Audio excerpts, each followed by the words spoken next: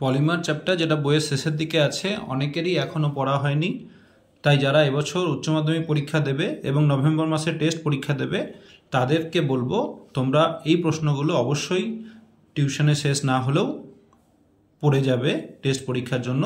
এখান থেকেই তোমরা টেস্ট পরীক্ষার কোয়েশ্চেন কমন পাবে বলে আমার বিশ্বাস। আমি যে বইটা নিয়ে তোমাদের ডিসকাস করছি সেই বইটা হলো রায় মার্টিনের রেডি স্টেডি গো। এখানে কিছু স্যাম্পল কোয়েশ্চেন আছে, এই কোয়েশ্চেনগুলো কী করে বুঝতে পারবে উত্তর সেটা আমি আজকে বুঝিয়ে দিচ্ছি। দেখো, প্রথমে এমসিকিউ আসবে এই চ্যাপ্টার থেকে, আমরা এমসিকিউ এ থাকি। ফার্স্ট যে এমসিকিউটা আমাদের পড়তে হবে সেটা হচ্ছে হেক্সামিথিলিন ডায়ামিন এবং অ্যাডিপিক অ্যাসিডের বিক্রিয়ায় উৎপন্ন পলিমারটির নাম কি? নাইলন 66, এটা খুব গুরুত্বপূর্ণ। তাহলে উৎপন্ন পলিমারটার নাম কি? সেটা হলো নাইলন 66। নাইলন 66 তোমাকে খুব ভালো করে পড়তে হবে। প্রদত্ত কোনটি পলিঅ্যামাইড পলিমার?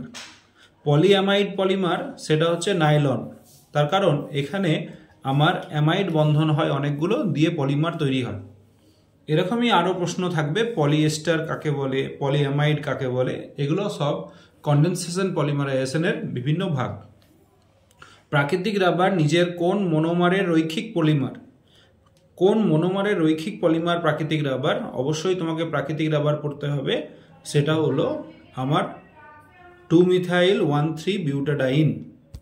প্রদত্ত কোনটি ফেনলের সঙ্গে বিক্রিয়ায় ব্যাকেলাইট উৎপন্ন করে? ব্যাকেলাইট একটা পলিমার, তাই আমাদের এটা জানতে হবে যে ফেনল ছাড়া ব্যাকেলাইটে আর কি মনোমার থাকে, এবং এটা একটা কোপলিমার। তাহলে উত্তর হবে ফর্মালডিহাইড ব্যাকেলাইটের সাথে মিশে, মানে ব্যাকেলাইটের মনোমারে ফর্মালডিহাইড থাকে আর ফেনল থাকে। নিচের কোনটিকে প্রাকৃতিক রাবারের সঙ্গে মনোমার হিসেবে গণ্য করা যেতে পারে?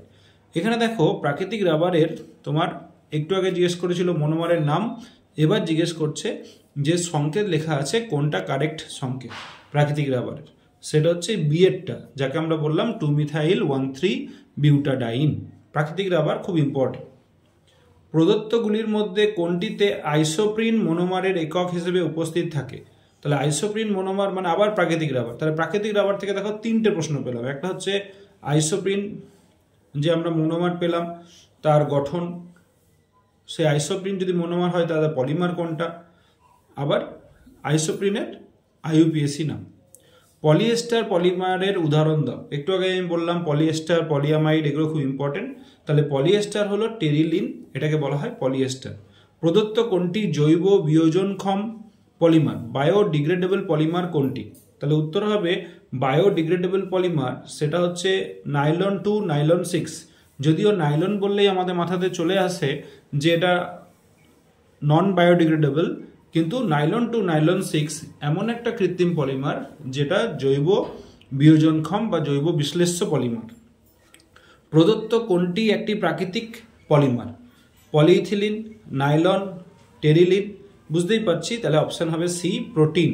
প্রাকৃতিক রাবার হলো Cis-1,4 polyisoprene, trans one two polyisoprene, Cis-1,2 polyisoprene, trans one four polyisoprene. তাহলে অ্যান্সার হবে Cis-1,4 পলিআইসোপ্রিন।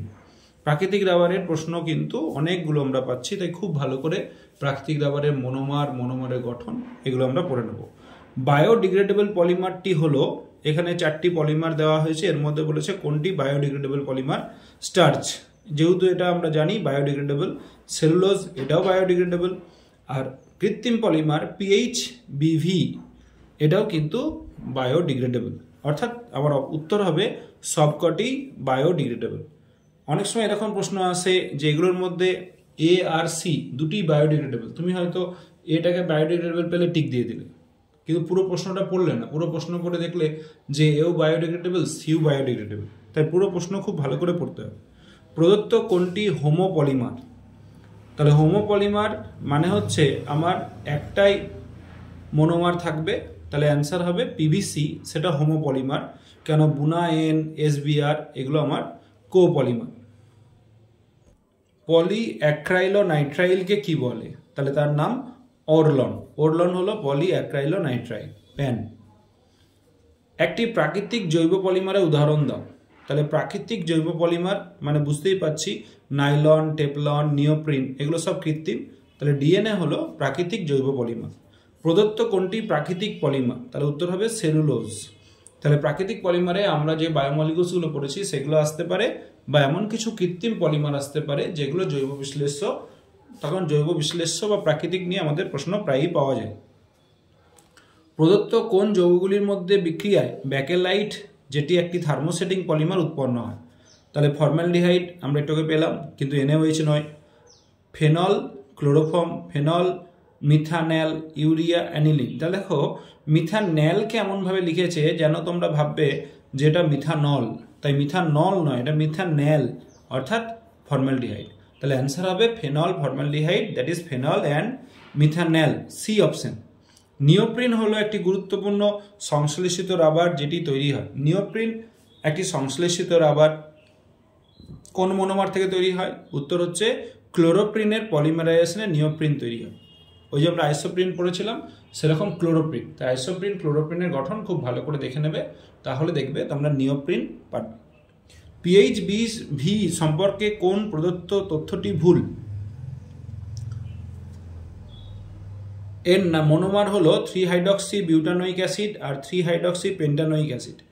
এটি একটি বায়োডিগ্রেডেবল পলিমার। তাহলে বায়োডিগ্রেডেবল পলিমার এটা ঠিক। তারপরে তোমার মনোমার যেটা 3-হাইড্রক্সি বিউটানোইক অ্যাসিড আর 3-হাইড্রক্সি পেন্টানোইক অ্যাসিড, সেটাও ঠিক। এটি একটি পলিঅ্যামাইড। PHBV কিন্তু পলিঅ্যামাইড নয়। এটিকে ড্রাগ ডেলিভারি সিস্টেমে ব্যবহার করা হয়। হ্যাঁ, এটাকে ড্রাগ ডেলিভারি সিস্টেমে ব্যবহার করা হয়, তার কারণ এটা বায়োডিগ্রেডেবল। তাহলে রং অপশন কোনটা? সেটা হচ্ছে সি, এটি একটি পলিঅ্যামাইড, এটা ঠিক নয়। তাহলে দেখো একটা জৈব বিশ্লেষ্য পলিমারের তোমার আরও ডিটেলস পড়তে হচ্ছে যদি কোয়েশ্চেন কঠিন আসে। তবে আমার মনে হয় না এত কঠিন কোয়েশ্চেন আসবে, কেন বেশিরভাগ ছেলে মেয়ের টেস্ট পরীক্ষার আগে পলিমার শেষই হয়নি বা তারা পড়েইনি। তাহলে অত কঠিন কোয়েশ্চেন দিয়ে তারা তো একদমই পারবে না। তাই তোমাদের বেসিক কনসেপ্ট যাতে ক্লিয়ার হয় তার জন্য খুব কঠিন কোয়েশ্চেন আমার মনে হয় টেস্টে আসার কথা নয়। নিচে চিত্রটির জন্য কোন তথ্যটি সঠিক নয়? এখানে অনেকগুলো তথ্য দিয়েছে যে আড়াআড়ি বন্ধন বিশিষ্ট পলিমার, PF রেজিন, স্থিতিস্থাপক আড়াআড়ি বন্ধন বিশিষ্ট পলিমার। তাহলে এখানে অ্যান্সার হবে সি। প্রদত্ত কোন যৌগটি অপর তিনটির থেকে আলাদা? Terylene, polythene, teflon, PVC। তাহলে টেরিলিন আলাদা কেন? তার কারণ এগুলো সব হোমোপলিমার, আর টেরিলিন কিন্তু হোমোপলিমার নয়, ওটা কোপলিমার। প্রদত্ত কোনটি সংঘনন পলিমার নয়? সংঘনন পলিমার একটু আগে আমি ডিসকাস করব। তিনটে পড়তে হবে তোমাদের, হোমোপলিমার, কোপলিমার, কনডেনসেশন বা সংঘনন পলিমার। তো আমরা এখন দেখে নিই অপশন কোনটা। তাহলে এখানে অপশন হবে টেপলন, এটা সংঘনন পলিমার নয়, তার কারণ এখানে কোনো ছোট অণু উপজাত হিসেবে বের হয় না। চলে এসো আমরা কিছু প্রশ্ন ডিসকাস করি, কারণ আমাদের এখানে 2 নম্বরের প্রশ্ন আসবে, MCQ আসবে আর 2 নম্বরের প্রশ্ন আসবে। জুতো পলিমারাইজেশন কি? খুব ইম্পর্টেন্ট, উদাহরণ দাও। তাহলে যখন পলিমারাইজেশন প্রক্রিয়ায় আমরা দেখতে পাবো যে মুক্তমূলক, ক্যাটায়ন, অ্যানায়ন বা ধাতব জৈব যৌগের মাধ্যমে তৈরি হবে, তখন তাকে আমরা বলবো জুতো পলিমারাইজেশন, অ্যাডিশন পলিমারাইজেশন। এখানে কিন্তু কোনো বাই প্রোডাক্ট, উপজাত বস্তুর সৃষ্টি হবে না। যেমন পলিইথিলিন, টেপলন, PVC, পলিপ্রোপিলিন, এরকম প্রচুর আছে। সেগুলো হচ্ছে জুতো পলিমারাইজেশন বিক্রিয়া। নিওপ্রিন। কোপলিমারাইজেশন কি? পরস্পরের সঙ্গে বিক্রিয়া করবে এমন বহু সংখ্যক 2 বা ততোধিক ভিন্ন প্রকারের মনোমার অণু যে পলিমারাইজেশন প্রক্রিয়ায় মাধ্যমে পরস্পর যুক্ত হয়ে পলিমার অণু গঠন করে তাকে কোপলিমারাইজেশন বলে। অর্থাৎ একাধিক মনোমার যখন পরস্পরের সাথে যুক্ত হয়ে পলিমার তৈরি করে তখন তাকে কোপলিমার বলে। যেমন AB, AB, AB, এরকম একাধিক মনোমার। উদাহরণ হিসেবে তোমরা পেতে পারো যে স্টাইরিন অ্যাক্রাইলোনাইট্রাইলের একটা কোপলিমারাইজেশন হলো, দিয়ে স্টাইরিন অ্যাক্রাইলোনাইট্রাইল SAN তৈরি হলো। আবার একটু আগে দেখলাম টেরিলিন, নাইলন 66, ব্যাকেলাইট, এগুলো হলো আমার কোপলিমারাইজেশনের উদাহরণ, যেখানে একাধিক মনোমার আছে। সংঘনন পলিমারাইজেশন বিক্রিয়া কি? উদাহরণ চেয়েছে, যাকে আমরা বলি কনডেনসেশন পলিমারাইজেশন। যখন দুটো কার্যকরী গ্রুপ, মনোমারে উপস্থিত কার্যকরী গ্রুপ পরস্পর যুক্ত হবে এবং ছোট অণু, ক্ষুদ্র অণুর অপসারণ ঘটবে, যেমন জল হতে পারে, অ্যামোনিয়া হতে পারে, তাকে আমরা বলবো সংঘনন পলিমারাইজেশন। অর্থাৎ এই পলিমারাইজেশনে দুটো মনোমারের কার্যকরী গ্রুপ তারা যখন যুক্ত হচ্ছে তখন আমরা দেখতে পাচ্ছি যে এখানে ক্ষুদ্র অণুর অপসারণ ঘটছে, তাকে বলা হয় সংঘনন পলিমারাইজেশন। যে উদাহরণটা সবচেয়ে বেশি আসে সেটাই আমরা ডিসকাস করি। তাহলে সেটা হলো আমার নাইলন 66। তাহলে এখানে কোন কোন মনোমার ব্যবহার করা হয়, প্রায়ই পরীক্ষার প্রশ্ন আসে নাইলন 66কে 66 বলা হয় কেন। তাহলে এখানে ব্যবহার করা হয় অ্যাডিপিক অ্যাসিড। অ্যাডিপিক অ্যাসিড যেটা আমরা পাবো যে এরকম দেখতে হয় COOH, আর এটার সাথে আমার CH2 আবার দিকে COOH। তাহলে এটা হচ্ছে অ্যাডিপিক অ্যাসিড। কেন? তার কারণ এখানে 6খানা কার্বন আছে, COOH, CH2 COOH, adipic acid. তাহলে এই অ্যাডিপিক অ্যাসিড থাকে, আর হেক্সামেথিলিন ডায়ামিন, এই মিথিলিন ইউনিট 6টা থাকে, এদিকে থাকে NH2, এদিকে থাকে NH2, এটাকে বলা হয় হেক্সামিথিলিন ডায়ামিন। হেক্সামিথিলিন ডায়ামিন আর অ্যাডিপিক অ্যাসিড এরা পরস্পর মিশে তৈরি করে নাইলন 66, এবং এখানে যে অণুটা নির্গত হয় সেটা হলো জলের অণু, এবং মাঝখানে যে বন্ডগুলো হয় সেটা হচ্ছে CONH বন্ড, যেটা আমরা পেপটাইডে পেয়েছিলাম সেই বন্ড। ওই জন্য একে বলা হয় পলিঅ্যামাইড পলিমার, পলিঅ্যামাইড গ্রুপের পলিমার এবং কন্ডেনসেশন পলিমার। হোমোপলিমার এবং কোপলিমারের মধ্যে পার্থক্য কি? দেখো, হোমোপলিমার আর কোপলিমার বুঝতেই পারছো যে হোমো মানে একই রকম আর কো মানে একাধিক।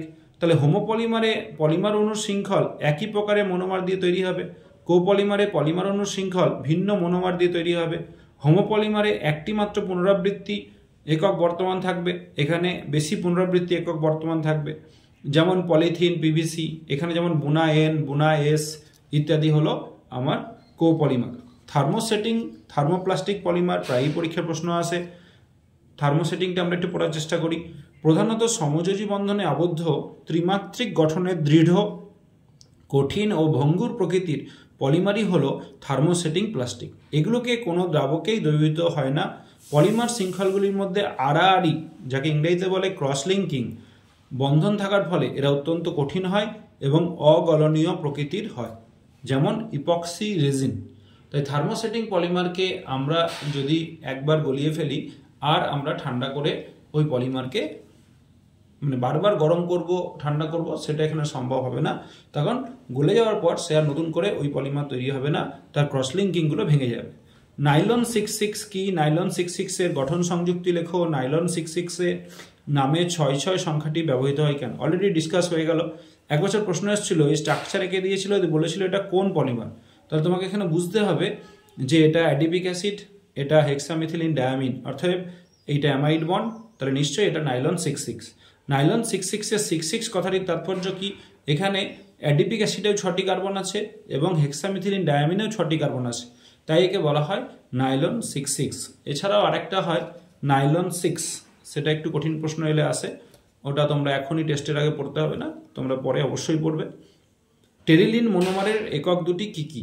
দেখো, টেরিলিন একটা পলিমার যার মনোমার হলো টেরিথ্যালিক অ্যাসিড আর ইথিলিন গ্লাইকল, অ্যাসিড গ্রুপ আর অ্যালকোহল গ্রুপ। তাহলে এখানেও আমার যে উপজাত অপসারিত হবে কন্ডেনসেশন পলিমারাইজেশন হওয়ার জন্য সেটা হলো জল, এবং পুনরাবৃত্তি এককটা এরকম দেখতে হবে। ওই যে একটু আগে বললাম যে এরকম পুনরাবৃত্তি একক আঁকা থাকবে, দিয়ে বলবে পলিমারটিকে শনাক্ত করো।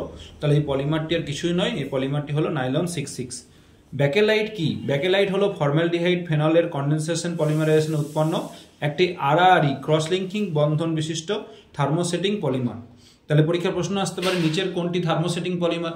তাহলে ব্যাকেলাইটকে পেলে চোখ বন্ধ করে লিখে দেবে, আর যদি কখনো লেখা থাকে A আর C দুটোই, তাহলে খেয়াল করতে হবে এবং ভালো করে শিখতে হবে। উচ্চ ঘনত্ব বিশিষ্ট পলিইথিলিন প্রস্তুতিতে ব্যবহৃত অনুঘটকের নাম লেখো, সহ পলিমারের একটি উদাহরণ দাও।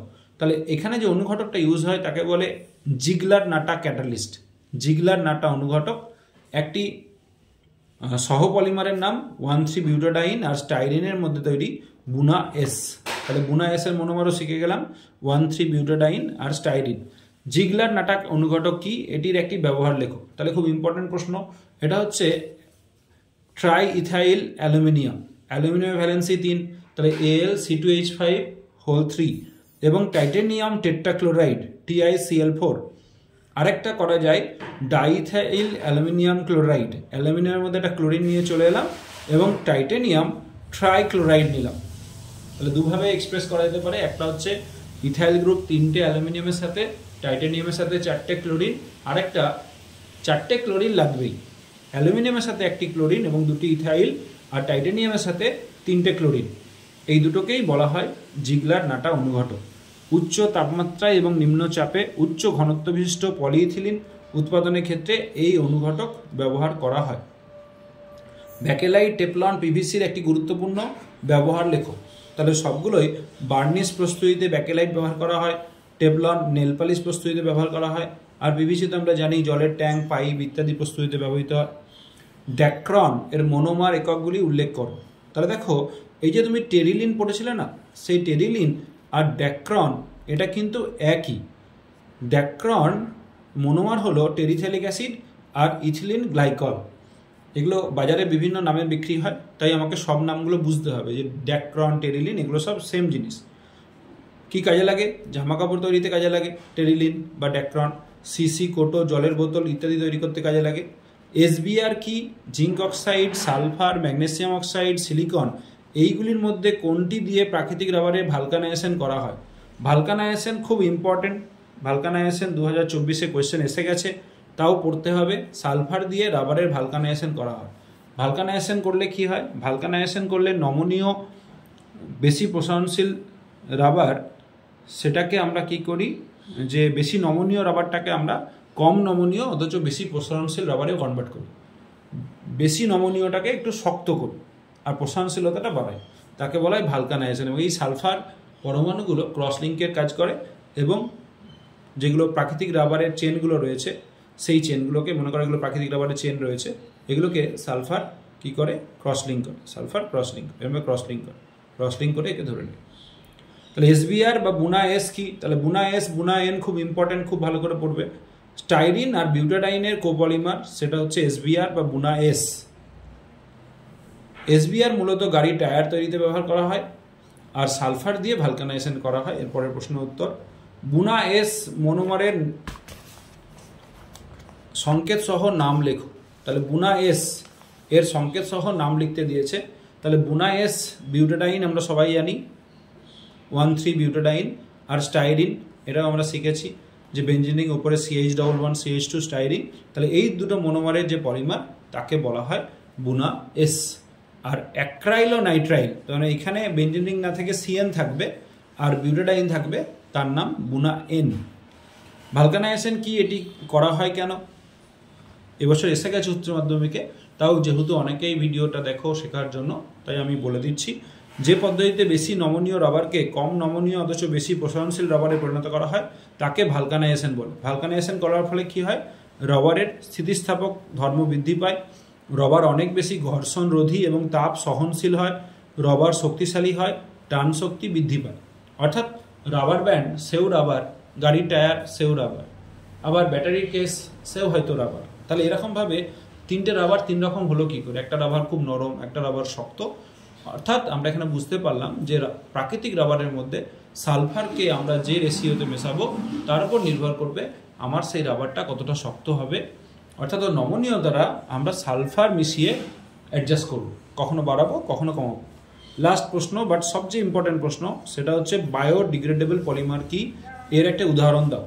যেসব পলিমার মৃত্তিকা পরিবেশে উপস্থিত বিভিন্ন অণুজীব যেমন ব্যাকটেরিয়া, ছত্রাক ইত্যাদি দ্বারা বিশ্লিষ্ট হয়ে সরল অজৈব অণুতে CO2, H2O ইত্যাদিতে রূপান্তরিত হয় তাদের জৈব বিয়োজনক্ষম বা বায়োডিগ্রেডেবল পলিমার বলে। যেমন PHBV, polyhydroxy butyrate validate, nylon 2, nylon 6, এগুলো হচ্ছে বায়োডিগ্রেডেবল পলিমার। আর প্রাকৃতিক তো আছেই, protein, carbohydrate, starch, DNA, RNA এগুলো সব বায়োডিগ্রেডেবল পলিমার আমরা জানি। বাট কৃত্রিম বায়োডিগ্রেডেবল পলিমার আমাদের সবচেয়ে বেশি ইম্পর্টেন্ট। তোমরা অবশ্যই পলিমারের এই প্রশ্নগুলো টেস্ট পরীক্ষাকে রেডি করবে। আর পলিমার সম্বন্ধে যদি কেউ জানতে চাও তাহলে একটা 1 শট ভিডিও রয়েছে, দেখবে পলিমার হিসেবে প্লে লিস্ট করা আছে, সেখান থেকে খুঁজে নেবে। Thank you for watching.